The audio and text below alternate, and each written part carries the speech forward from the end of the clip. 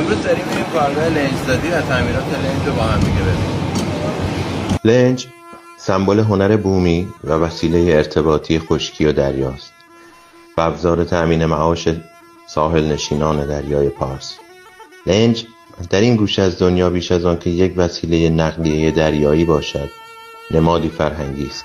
فرهنگی که ساحل نشینان با آن پیوندی ناگسستنی دارند.